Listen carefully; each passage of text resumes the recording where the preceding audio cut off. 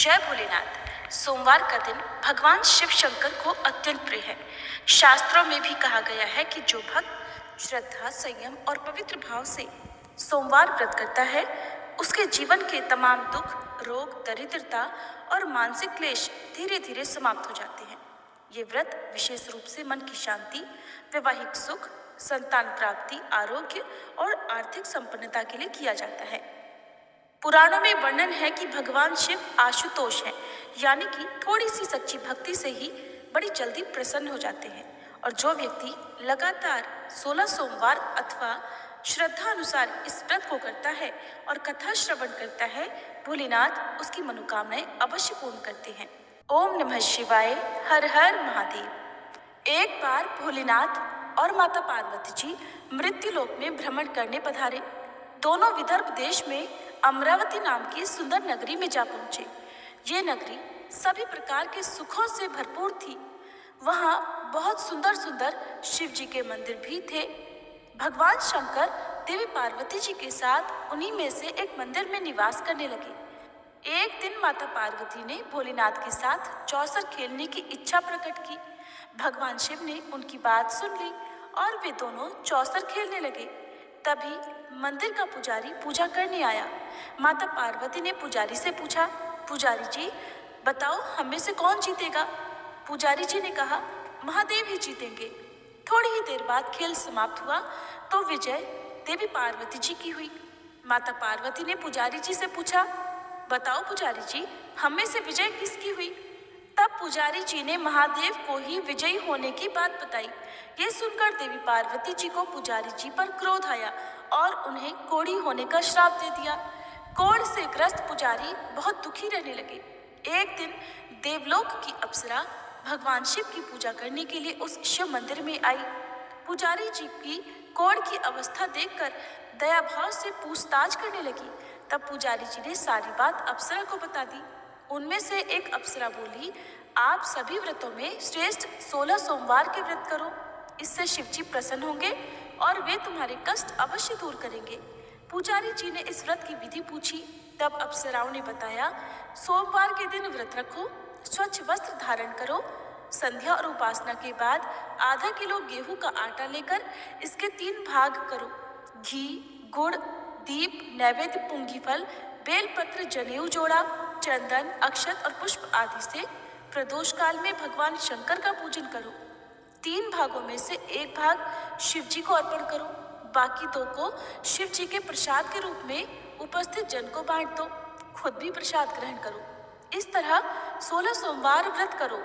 17वें सोमवार को पाव भर की पवित्र आटे की बाटी बनाओ, उसमें घी और गुड़ मिलाकर चूरमा बनाओ। शिव जी को भोग लगाकर उपस्थित भक्तों में बांट दो। इसके बाद परिवार सहित प्रसाद ग्रहण करो तो इससे सभी मनोरथ पूर्ण हो जाते हैं।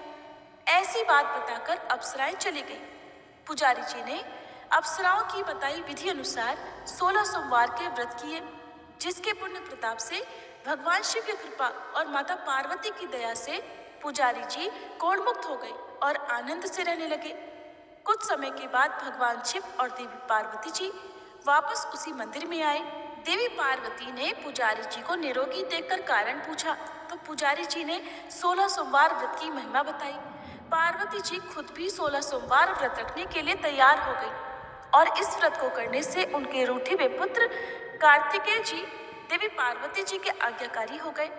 कार्तिकेय जी ने जब माता से पूछा कि माता, आपने ऐसा क्या किया जिससे मेरा हृदय परिवर्तन हो गया, तब देवी पार्वती ने 16 सोमवार की कथा उन्हें सुना दी।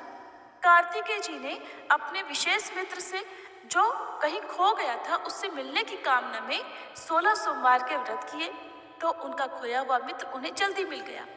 मित्र ने इस आकस्मिक मिलन का कारण पूछा तो कार्तिकेय जी ने उसे 16 सोमवार का व्रत करना बताया। मित्र ने व्रत की विधि विधान पूछा और स्वयं के विवाह की मनोकामना से 16 सोमवार के व्रत धारण किए। इसके बाद कार्तिकेय जी का मित्र एक स्वयंवर सभा में गया तो वहां की राजकुमारी ने आकर्षित होकर उसके गले में वरमाला डाल दी और उसे अपना पति स्वीकार कर लिया। तब राजा ने बहुत सारा धन और सामान देकर उसको भेजा। अब वे दोनों सुख से रहने लगे। जब 16 सोमवार के व्रत का उसकी पत्नी को पता लगा तो उसने पुत्र प्राप्ति की कामना से 16 सोमवार के व्रत किए। उसके कुछ समय बाद एक अति सुंदर, सुशील और बुद्धिमान पुत्र प्राप्त हुआ। जब वह बड़ा हुआ तो उसने अपनी माँ से 16 सोमवार के व्रत की गाथा सुनी। तब उसने भी राज्याधिकार प्राप्त करने के लिए 16 सोमवार के व्रत शुरू कर दिए। एक राजा को अपनी कन्या के लिए योग्य पुरुष की खोज थी। राजा ने अपनी कन्या का विवाह उस सर्वगुण संपन्न पुरुष से कर दिया। राजा के कोई पुत्र नहीं था तो उसने अपने दामाद की योग्यता देखकर उसे राजा बना दिया। राजा बनने के बाद भी वह 16 सोमवार के व्रत करता। 17वां सोमवार आने पर उसने अपनी पत्नी से शिवजी की पूजा के लिए मंदिर चलने को कहा। तो उसने दासियों से कहकर पूजा की सामग्री तो भिजवा दी, लेकिन खुद नहीं गई। अब इधर राजा ने शिवजी की पूजा समाप्त की तो आकाशवाणी हुई, हे राजा, अपनी रानी को राजमहल से निकाल दे, नहीं तो सर्वनाश हो जाएगा। राज दरबार में आकर सभासदों से विचार विमर्श किया और सर्वनाश के भय से रानी को राजमहल से निकाल दिया गया। अपने दुर्भाग्य को कोसती हुई रानी नगर से बाहर चली गई। दुखी मन से चलते हुए वह एक गांव में जा पहुंची। वहां पर एक बूढ़ी माई थी जो सूत बेचा करती थी। बूढ़ी माई ने दया करके रानी को अपने साथ सूत बेचने के लिए रख दिया। जब से रानी को साथ रखा बूढ़ी माई का तो सूत बिकना ही बंद हो गया।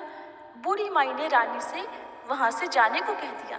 अब रानी एक तेली के यहाँ काम मांगने गई। उसी समय तेली के मटके चटक गए, सारा तेल बह गया। तेली ने भी उसे वहां से भगा दिया। दुखी होकर रानी एक नदी के पास गई तो नदी का सारा पानी सूख गया। वह एक पेड़ के नीचे बैठी तो पेड़ के सारे पत्ते सूख कर गिर गए। आसपास के लोगों ने जब यह सब कुछ देखा तो उसे पकड़कर मंदिर के पुजारी गुसाई जी के पास ले गए। गुसाई जी देखते ही जान गए कि यह कोई विधि की मारी कुलीन स्त्री है। गुसाई जी ने रानी से कहा कि वह उनके आश्रम में उनकी पुत्री की तरह रह सकती है। अब रानी आश्रम में रहने लगी। रानी भोजन बनाती थी तो उसमें कीड़े पड़ जाते थे। पानी भरकर लाती तो वह गंदा हो जाता था। अब तो गुसाई जी ने एक दिन दुखी होकर उससे पूछा कि बेटी, तुम्हारी ये दशा कैसे हुई? ये किस देवता का कोप है? तब रानी ने शिव जी की पूजा में ना जाने वाली बात गुसाई जी को बताई तो गुसाई जी बोले, पुत्री, तुम 16 सोमवार के व्रत करो, इससे तुम अपने सभी कष्टों से मुक्ति पा सकती हो। गुसाई जी की बात मानकर रानी ने 16 सोमवार के व्रत किए। 17वें सोमवार के दिन विधि विधान से शिव जी की पूजा भी की। पूजन के प्रभाव से राजा को इधर महल में रानी की याद सताने लगी और रानी को ढूंढने के लिए उसने चारों दिशाओं में अपने दूत भेज दिए।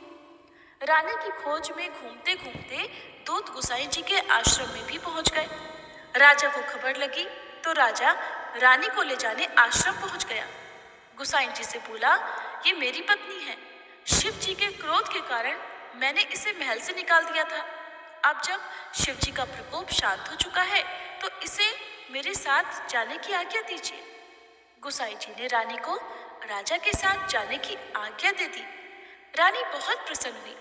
राजा और रानी के आने की खुशी में नगर वासियों ने खूब सजावट की, मंगल गीत गाए, पंडितों ने मंत्र आदि गाकर स्वागत किया।